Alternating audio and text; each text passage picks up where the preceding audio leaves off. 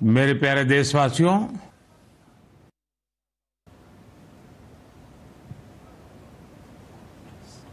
अब तो आ ही गया है, दरवाजे पर दस्तक আমার दे প্রিয় ही रहा। দেশবাসী নমস্কার।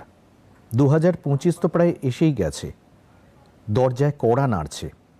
2025 সালের 26শে জানুয়ারি আমাদের সংবিধান বাস্তবায়িত হওয়ার 75 বছর পূর্ণ হবে। এটা আমাদের সকলের জন্য অত্যন্ত গর্বের বিষয়। আমাদের সংবিধান প্রণেতারা আমাদের হাতে যে সংবিধান তুলে দিয়েছেন তা সময়ের প্রতিটি পরীক্ষায় উত্তীর্ণ হয়েছে। সংবিধান আমাদের জন্য গাইডিং লাইট, আমাদের পথপ্রদর্শক। ভারতের এই সংবিধানের জোরেই আমি আজ এই পদে পৌঁছতে পেরেছি, আপনাদের সঙ্গে কথা বলতে পারছি। এবছর 26শে নভেম্বর সংবিধান দিবস থেকে 1 বছর ধরে চলা অনেক অ্যাক্টিভিটিস শুরু হয়েছে।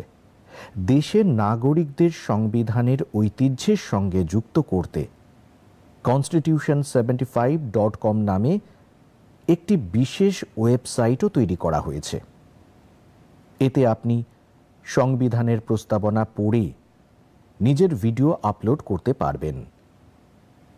আপনারা বিভিন্ন ভাষায় সংবিধান পড়তে পারেন এবং সংবিধান সম্পর্কে প্রশ্ন করতে পারেন। আমি মনের কথার শ্রোতাদের, স্কুলে অধ্যয়নরত ছেলে মেয়েদের, কলেজে যাওয়া নবীনদের অবশ্যই এই ওয়েবসাইটটি দেখতে এবং এর একটি অংশ হতে অনুরোধ করছি। বন্ধুগণ, আগামী মাসের 13 তারিখ থেকে প্রয়াগরাজেও মহাকুম্ভ শুরু হতে চলেছে। বর্তমানে সঙ্গমের তীরে চলছে ব্যাপক প্রস্তুতি। আমার মনে আছে, মাত্র কয়েকদিন আগে আমি যখন প্রয়াগরাজ গিয়েছিলাম তখন হেলিকপ্টার থেকে পুরো কুম্ভ এলাকা দেখে খুব খুশি হয়েছিলাম। এত বিশাল, এত সুন্দর, এমন মহিমা। বন্ধুগণ, মহাকুম্ভের বিশেষত্ব শুধু এর বিশালতায় নয়, কুম্ভের বিশেষত্ব এর বৈচিত্র্যের মধ্যেও রয়েছে। এই মহাকুম্ভে কোটি কোটি মানুষের সমাগম হয়। লক্ষ লক্ষ সাধক, হাজারো ঐতিহ্য, শত শত সম্প্রদায়, অনেক আখড়া, সবাই এই আয়োজনের অংশীদার হন। কোথাও কোনো বৈষম্য নেই। সেখানে কেউ বড় নয়, কেউ ছোট নয়। বৈচিত্র্যের মধ্যে ঐক্যের এমন দৃশ্য পৃথিবীর আর কোথাও দেখা যাবে না। সেজন্য আমাদের কুম্ভ হয় ঐক্যের মহাকুম্ভ। এবারের মহাকুম্ভ ঐক্যের মহাকুম্ভের মন্ত্রকে শক্তিশালী করবে। আমি আপনাদের সকলকে বলবো, আমরা যখন কুম্ভে উপস্থিত হব তখন যেন এই ঐক্যের সংকল্পকে সঙ্গে নিয়ে ফিরে আসি। সমাজে বিভেদ ও বিদ্বেষবোধ ধ্বংস করার অঙ্গীকারও আমাদের নিতে হবে। যদি কম কথায় বলতে হয় তাহলে বলবো, महाकुंभ का संदेश एक हो पूरा देश। মহাকুম্ভের বার্তা ঐক্যবদ্ধ হোক গোটা দেশ। আর যদি আমাকে অন্যভাবে বলতে হয় তাহলে আমি বলবো, গঙ্গা কি অবিরল ধারা ন বাঁটে সমাজ হামারা। গঙ্গার অবিরাম স্রোত, আমাদের সমাজ যেন বিভক্ত না হয়। বন্ধুগণ, এবার প্রয়াগরাজে গোটা দেশ ও বিশ্বের ভক্তরা ডিজিটাল মহাকুম্ভেরও সাক্ষী হবেন। ডিজিটাল নেভিগেশনের মাধ্যমে আপনারা বিভিন্ন ঘাট, মন্দির, সাধুদের আখড়ায় পৌঁছানোর পথ পাবেন। এই নেভিগেশন সিস্টেমটি আপনাকে পার্কিংয়ে পৌঁছতেও সাহায্য করবে। প্রথমবারের মতো কুম্ভ মেলায় এআই চ্যাটবট ব্যবহার করা হবে। এই এআই চ্যাটবটের মাধ্যমে কুম্ভ সম্পর্কিত সব ধরনের তথ্য 11টি ভারতীয় ভাষায় পাওয়া যাবে। যে কেউ এই এআই চ্যাটবট থেকে টেক্সট টাইপ করে বা কথা বলে যে কোনো ধরনের সাহায্য চাইতে পারেন। সম্পূর্ণ কুম্ভমেলা এলাকা এআই পাওয়ার্ড ক্যামেরাজের মাধ্যমে কভার করা হচ্ছে। কুম্ভের সময় যদি কেউ পরিচিতদের থেকে বিচ্ছিন্ন হয়ে যায়, তখন এই ক্যামেরাগুলি তাঁদের খুঁজে পেতে সাহায্য করবে। ভক্তরা ডিজিটাল লস্ট অ্যান্ড ফাউন্ড সেন্টারের সুবিধাও পাবেন। ভক্তদের মোবাইলে গভর্নমেন্ট অ্যাপ্রুভড ট্যুর প্যাকেজেস, বাসস্থান এবং হোমস্টে সম্পর্কেও বিভিন্ন রকম তথ্য দেওয়া হবে। আপনিও যদি মহাকুম্ভে যান, তাহলে এই সুবিধাগুলি ব্যবহার করবেন এবং হ্যাঁ, অবশ্যই হ্যাশট্যাগ একতা মহাকুম্ভের সঙ্গে আপনার সেলফি আপলোড করবেন।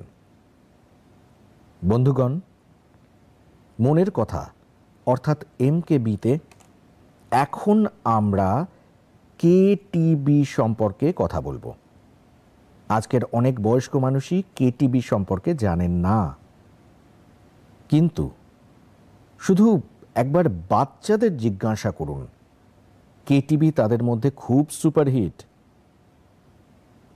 KTB মানে হলো ক্রিশ, ত্রিশ এবং বাল্টি বয়।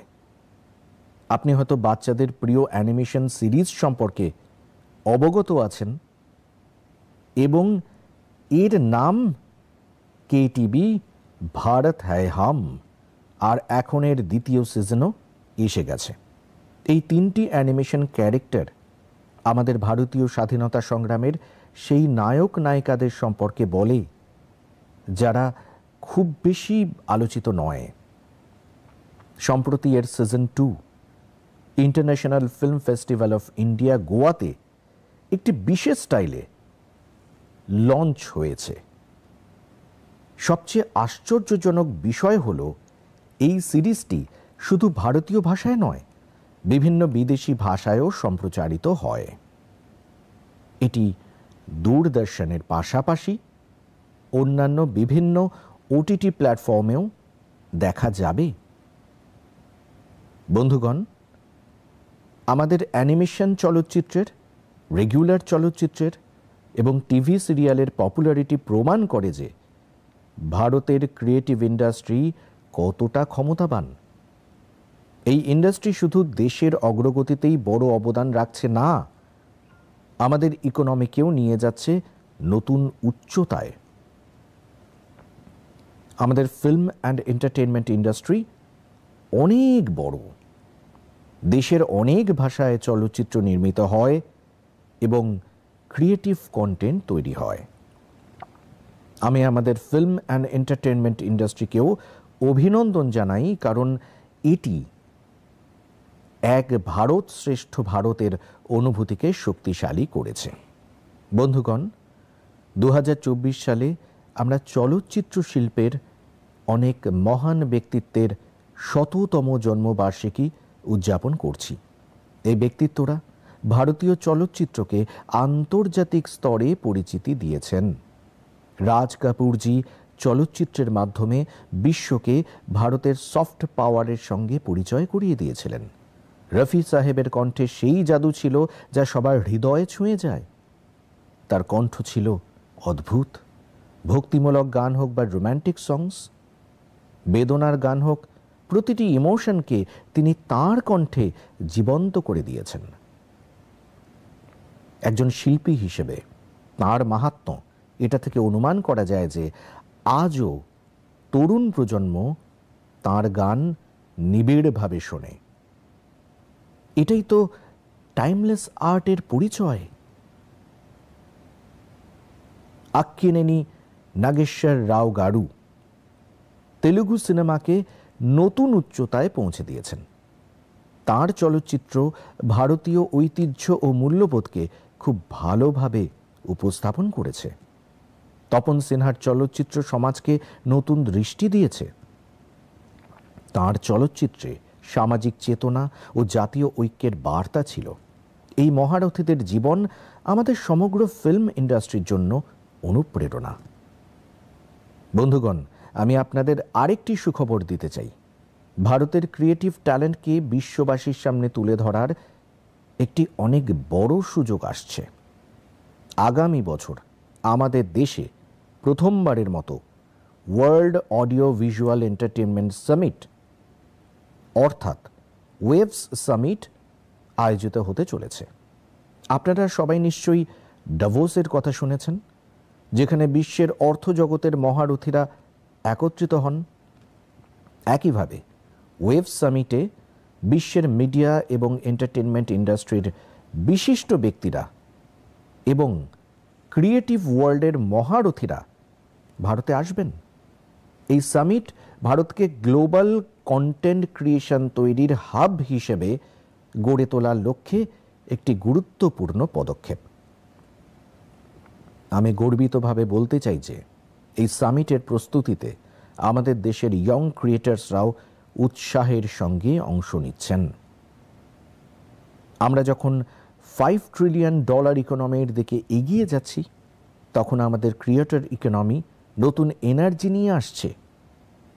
আমি ভারতের সমগ্র এন্টারটেইনমেন্ট এবং ক্রিয়েটিভ ইন্ডাস্ট্রিকে অনুরোধ করব যে আপনি একজন ইয়ং ক্রিয়েটর হন বা একজন এস্টাবলিশড আর্টিস্ট, বলিউডের সঙ্গে যুক্ত রয়েছেন বা রিজিয়ন সিনেমার সঙ্গে, টিভি ইন্ডাস্ট্রির একজন প্রফেশনাল হন বা অ্যানিমেশনের এক্সপার্ট, গেমিংয়ের সঙ্গে যুক্ত হন বা এন্টারটেনমেন্ট টেকনোলজির ইনোভেটর, আপনারা সবাই ওয়েভস সামিটে অংশগ্রহণ করুন।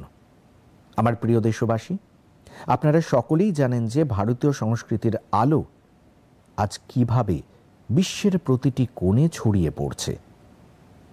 আজ আমি আপনাদের 3টি মহাদেশে এমন উদ্যোগের কথা বলবো যা আমাদের সাংস্কৃতিক ঐতিহ্যের বিশ্বব্যাপী বিস্তারের সাক্ষ্য বহন করে। তারা সবাই একে অপরের থেকে অনেক অনেক মাইল দূরে থাকেন, কিন্তু তাদের ভারতকে জানার এবং আমাদের সংস্কৃতি থেকে শিক্ষা নেওয়ার ইচ্ছা একই রকম। বন্ধুগণ, পেন্টিংসের জগৎ যত রঙে ভরে যায় ততই সুন্দর হয়। আপনারা যারা টিভির মাধ্যমে মনের কথার সঙ্গে যুক্ত আছেন, তাঁরাও এখন কিছু পেইন্টিংস টিভিতে দেখতে পারেন।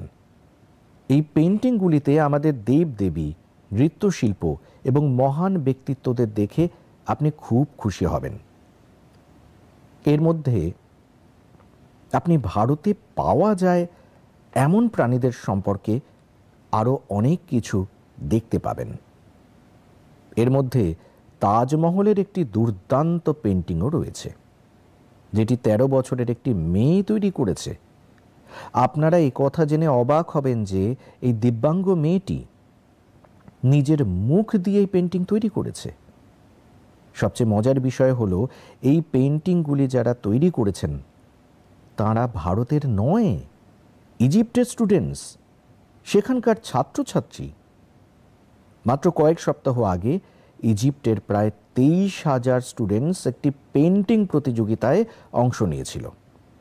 সেখানে তাদের ভারতের সংস্কৃতি এবং উভয় দেশের ঐতিহাসিক সম্পর্কের পেন্টিংস তুলে ধরতে হয়েছিল। আমি এই প্রতিযোগিতায় অংশগ্রহণকারী সমস্ত তরুণদের প্রশংসা করি। তাদের ক্রিয়েটিভিটির জন্য কোনো প্রশংসাই যথেষ্ট নয়। সাথীরা, দক্ষিণ আমেরিকাতে একটি দেশ আছে, প্যারাগুয়ে। এখানে বসবাসকারী ভারতীয়ের সংখ্যা 1,000-এর বেশি নয়। প্যারাগুয়েতে একটি অদ্ভুত প্রচেষ্টা চলছে। এখানে ভারতীয় দূতাবাসে areca Huber free Ayurveda consultation দিচ্ছেন।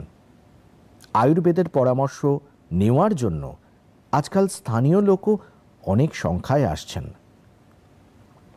এরিকা হুবার হয়তো ইঞ্জিনিয়ারিং নিয়ে পড়াশোনা করেছেন, কিন্তু তার মন তো আয়ুর্বেদেই আটকে গিয়েছে।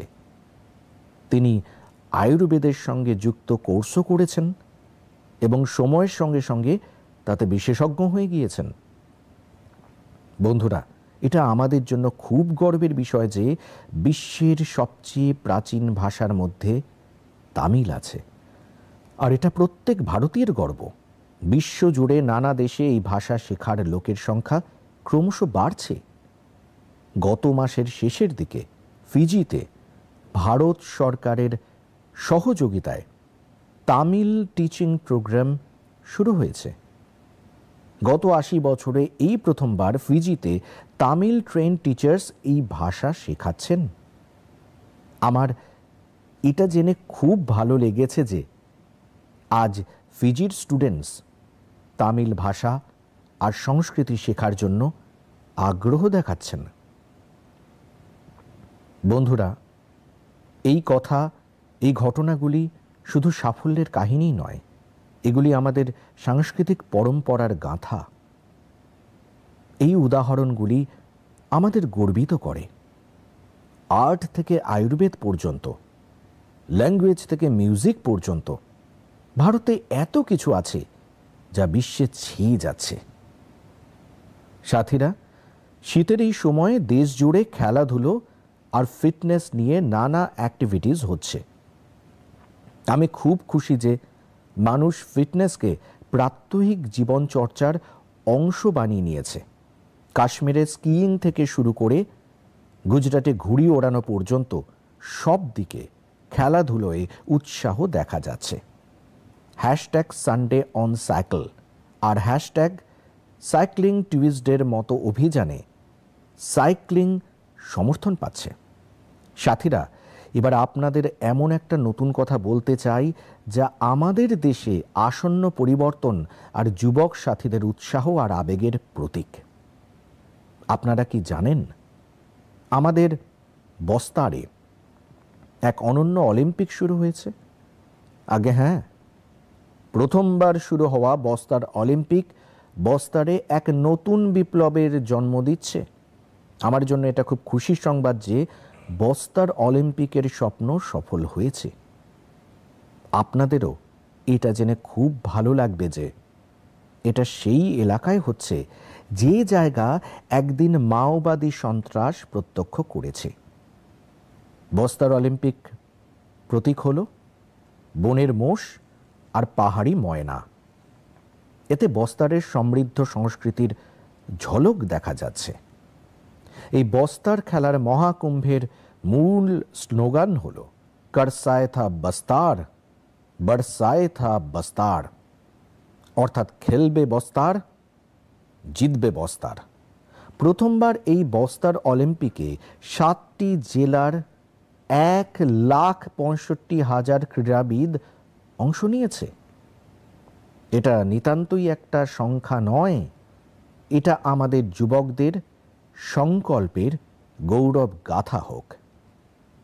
অ্যাথলেটিক্স, তীরন্দাজি, badminton, football, hockey, weightlifting, karate, kabaddi, kho kho আর ভলিবল, প্রতিটি খেলায় আমাদের যুব প্রজন্ম নিজেদের প্রতিভার নিশান ওড়াচ্ছেন। কারি কাশ্যপজির কাহিনী আমাকে প্রেরণা দিয়েছে। একটা ছোট গ্রাম থেকে আসা কারিজি তীরন্দাজিতে রৌপ্য পদক জিতেছেন। তিনি বলেছেন, বস্তার অলিম্পিক আমাদের শুধু খেলার ময়দানেই নয়, জীবনে আগে এগোনোর সুযোগ এনে দিয়েছে। সুকমার পায়েল কপাসিজির কথাও কম প্রেরণাদায়ক নয়। জ্যাভলিন থ্রোতে স্বর্ণপদক জয়ী পায়েল বলেছেন, অনুশাসন আর কঠিন পরিশ্রমে কোনো লক্ষ্যই অসম্ভব নয়। সুকমার দোরনাপালের পুনম সান্নাজির কাহিনী এক নতুন ভারতের প্রেরণা কথা। একসময় নকশালি প্রভাবে চলে যাওয়া পুনমজি আজ হুইলচেয়ার রেসে মেডেল জিতেছেন। তার সাহস আর মানসিক শক্তি প্রত্যেকের জন্যই প্রেরণাদায়ক। কোডাগাঁও এর তীরন্দাজ রঞ্জু সোরিজিকে বস্তার ইউথ আইকন বাছা হয়েছে। তিনি মনে করেন, বস্তার অলিম্পিক দূর দূরান্তের যুব প্রজন্মকে জাতীয় স্তরে পৌঁছানোর সুযোগ করে দিচ্ছে। সাথীরা, বস্তার অলিম্পিক শুধু একটি ক্রীড়ার আয়োজনই নয়, এটি একটি এমন মঞ্চ যেখানে বিকাশ আর খেলার সঙ্গম হচ্ছে, যেখানে আমাদের যুব প্রজন্ম নিজেদের প্রতিভার রশ্মি ছড়াচ্ছেন আর এক নতুন ভারতের নির্মাণ করছেন। আমি আপনাদের সবাইকে অনুরোধ করছি, নিজের নিজের এলাকায় খেলাধুলোর আয়োজনকে উৎসাহ দিন আর হ্যাশট্যাগ খেলেগা ভারত _জিতেগা ভারতের সঙ্গে আপনার এলাকার ক্রীড়া প্রতিভার কাহিনীগুলি শেয়ার করুন। স্থানীয় ক্রীড়া প্রতিভাগুলিকে আগে এগোতে সুযোগ দিন। মনে রাখবেন, খেলায় শুধু আমাদের শারীরিক বিকাশই হয় না, বরং স্পোর্টসম্যান স্পিরিট দ্বারা সমাজকে জোড়ার একটি শক্তিশালী মাধ্যম এটি। তাই অনেক অনেক খেলুন, অনেক অনেক প্রস্ফুটিত হন। আমার প্রিয় দেশবাসী, ভারতের দুটি বড় সাফল্য আজ বিশ্বের দৃষ্টি আকর্ষণ করছে। এটা শুনে আপনাদেরও গর্বের অনুভব হবে। আর দুটি সাফল্যই এসেছে স্বাস্থ্যের ক্ষেত্র থেকে। প্রথম সাফল্য এসেছে ম্যালেরিয়ার বিরুদ্ধে লড়াইয়ে। ম্যালেরিয়ার অসুখ 4000 বছর ধরে মানবতাকে বড় চ্যালেঞ্জের মুখে ফেলেছে। স্বাধীনতার সময়ও এই অসুখ আমাদের সবচেয়ে বড় স্বাস্থ্য সমস্যার মধ্যে একটি ছিল। 1 থেকে 5 বছর বয়সী শিশুদের প্রাণঘাতী সংক্রামক অসুখের তালিকায় ম্যালেরিয়া 3য় স্থানে। আজ মনে সন্তুষ্টি নিয়ে বলতে পারি যে দেশবাসী মিলে এই চ্যালেঞ্জকে মোকাবিলা করতে পেরেছি। বিশ্ব স্বাস্থ্য সংগঠন WHO-এর রিপোর্ট বলছে, ভারতে 2015 থেকে 2023-এর মধ্যে ম্যালেরিয়া আর তার জন্য মৃত্যুর সংখ্যা 80% কমে গিয়েছে। এটা কিন্তু কোনো রকম কোনো ছোট সাফল্য নয়। সবচেয়ে আনন্দের বিষয় হলো, এই সাফল্য এসেছে সাধারণ মানুষের অংশগ্রহণে। ভারতের কোণা কোণা থেকে প্রত্যেক জেলায় প্রত্যেকে এই অভিযানের অংশ হয়েছেন। আসামের জোরহাটের চা বাগানে ম্যালেরিয়া 4 বছর আগেও মানুষের চিন্তার বিরাট কারণ ছিল, কিন্তু যখন তাকে বিনাশ করার জন্য চা বাগানের বাসিন্দারা একজোট হলেন, তাতে অনেক বেশি সাফল্য পাওয়া যেতে লাগলো। তাদের এই প্রয়াসে টেকনোলজির সঙ্গে সঙ্গে সোশ্যাল মিডিয়াকেও প্রচুর পরিমাণে ব্যবহার করেছে। আর এভাবেই হরিয়ানার কুরুক্ষেত্র জেলা ম্যালেরিয়ার উপর নিয়ন্ত্রণ পেতে দারুণ ভালো মডেল হাজির করেছে। এখানে ম্যালেরিয়ার মনিটরিংয়ের জন্য নাগরিক অংশগ্রহণ খুব সফল হয়েছে। পথনাটক আর রেডিওর মাধ্যমে বার্তা প্রচারে জোর দেওয়া হয়েছে, যাতে মশার ব্রিডিং কম করায় সহায়তা পাওয়া যায়। দেশ জুড়ে এমন অনেক প্রচেষ্টায় আমরা ম্যালেরিয়ার বিরুদ্ধে যুদ্ধকে এগিয়ে নিয়ে যেতে পেরেছি। সাথীরা, নিজেদের সচেতনতা আর সংকল্পের শক্তিতে আমরা কত কিছুই যে লাভ করতে পারি, তার দ্বিতীয় উদাহরণ হলো ক্যান্সারের বিরুদ্ধে লড়াই। বিশ্বের বিখ্যাত মেডিকেল জার্নাল ল্যান্সেটের স্টাডি প্রকৃতই ভরসা বাড়ানোর মতো। এই জার্নাল অনুসারে এখন ভারতে ঠিক সময়ে ক্যান্সারের চিকিৎসা শুরু হওয়ার সম্ভাবনা অনেক বেড়ে গেছে। সঠিক সময়ে চিকিৎসার অর্থ ক্যান্সার রোগীর ট্রিটমেন্ট 30 দিনের মধ্যে শুরু করা। আর তাতে বিরাট ভূমিকা নিয়েছে আয়ুষ্মান ভারত যোজনা। এই যোজনার কারণে ক্যান্সারের 90% রোগী ঠিক সময়ে তাদের চিকিৎসা শুরু করতে পারছেন। আর এটা এই জন্য হয়েছে কারণ আগে পয়সার অভাবে গরিব রোগী ক্যান্সারের পরীক্ষা করাতে, তার চিকিৎসা করাতে দুবার ভাবতেন। এখন আয়ুষ্মান ভারত যোজনা তাদের জন্য বিরাট সহায় হয়ে গিয়েছে। তারা এখন এগিয়ে এসে তাদের চিকিৎসা করাতে চাইছেন। আয়ুষ্মান ভারত যোজনা ক্যান্সারের চিকিৎসায় অর্থের সমস্যাকে অনেকটাই কম করে দিয়েছে। ভালো তো এটা হয়েছে যে সময় থাকতে ক্যান্সারের চিকিৎসা নিয়ে মানুষ আগের থেকে অনেক বেশি সচেতন হয়েছেন। এই সাফল্য যতটা আমাদের হেলথ কেয়ার সিস্টেমের, ডাক্তারদের, নার্সদের আর টেকনিক্যাল স্টাফদের, ততটাই আপনাদের সবার, আমার সব নাগরিক ভাই বোনেদের সবার প্রচেষ্টায় ক্যান্সারকে পরাস্ত করার সংকল্প আরও শক্তিশালী হয়েছে। এই সাফল্যের ক্রেডিট তাদের সবার প্রাপ্য, যারা সচেতনতা প্রসারে নিজেদের মহত্বপূর্ণ যোগদান রেখেছেন। ক্যান্সারের মোকাবিলার জন্য একটাই মন্ত্র: অ্যাওয়ারনেস, অ্যাকশন আর অ্যাসিওরেন্স। অ্যাওয়ারনেস অর্থাৎ ক্যান্সার আর তার লক্ষণগুলির প্রতি সচেতনতা। অ্যাকশন অর্থাৎ ঠিক সময়ে পরীক্ষা এবং চিকিৎসা। অ্যাসিওরেন্স অর্থাৎ রোগীদের জন্য সব রকমের সহায়তা প্রাপ্তির বিশ্বাস।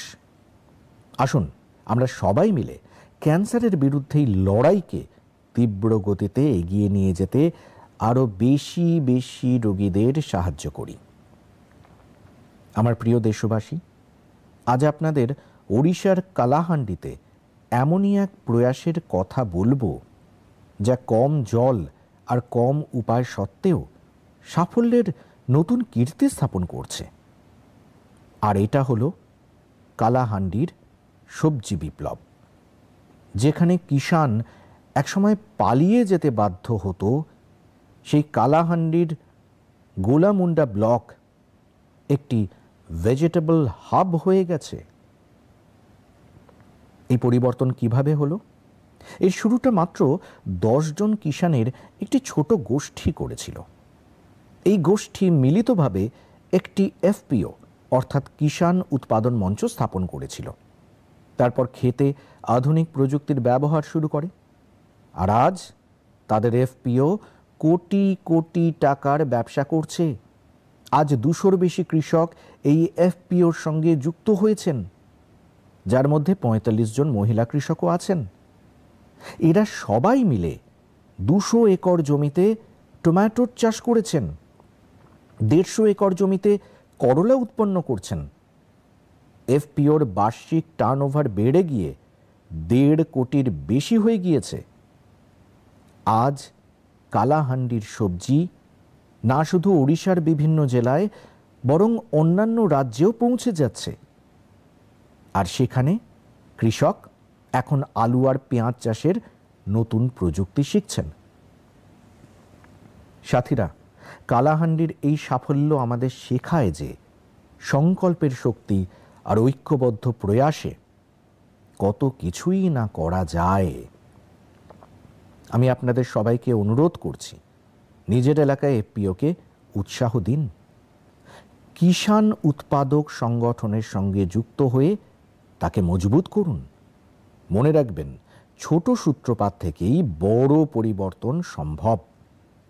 আমাদের শুধু সংকল্প আর টিম ভাবনার প্রয়োজন।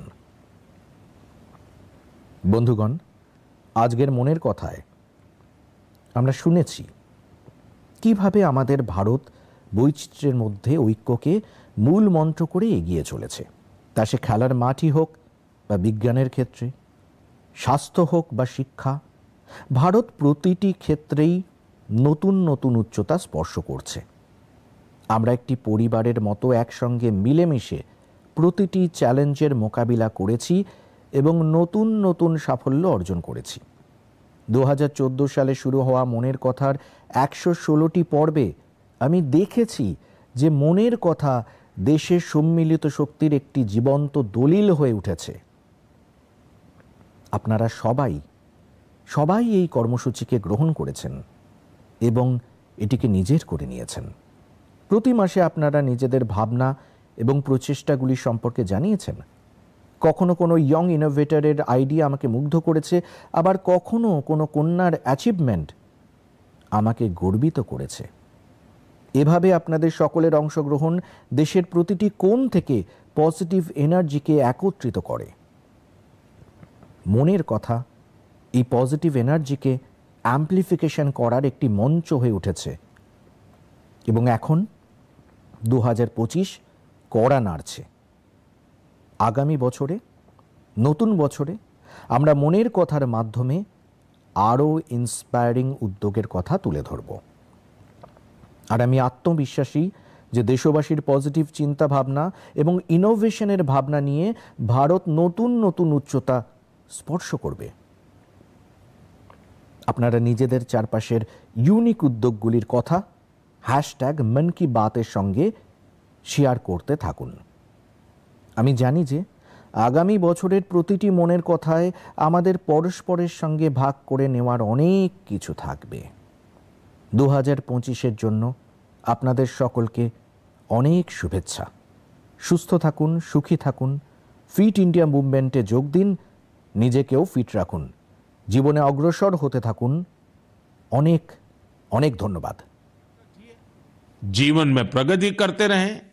बहुत बहुत धन्यवाद।